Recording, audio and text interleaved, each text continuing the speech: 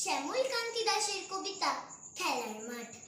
মাঠটা ছিল দেখার মতো, সবুজ ঘাসে ঢাকা, মাথার উপর মস্ত আকাশ ছবির মতো আঁকা, চতুর্দিকে গাছগাছালি চোখ জুড়িয়ে যেত। সকাল বিকেল কত যে লোক হাওয়া বাতাস খেত। পাড়ার যত ছেলেরা সব আসতো দলে দলে, সারা বিকেল থাকতো মজে ক্রিকেট ও ফুটবলে। খেলতে খেলতে কত রকম ঝগড়া মারামারি, হাততালিতে কান পাতা দেয় ওভার বাউন্ডারি।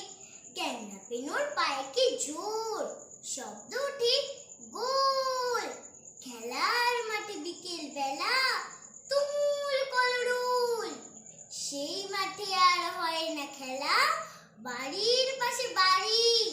সকাল বিকেল দাঁড়িয়ে থাকে প্রমোটারের গাড়ি। মাঠের উপর রঙিন আকাশ ধোঁয়ায় ধুলোয় ঢাকা। খেলার মাঠে দাপিয়ে বেড়ায় টাটা সুমোর চাকা। নমস্কার।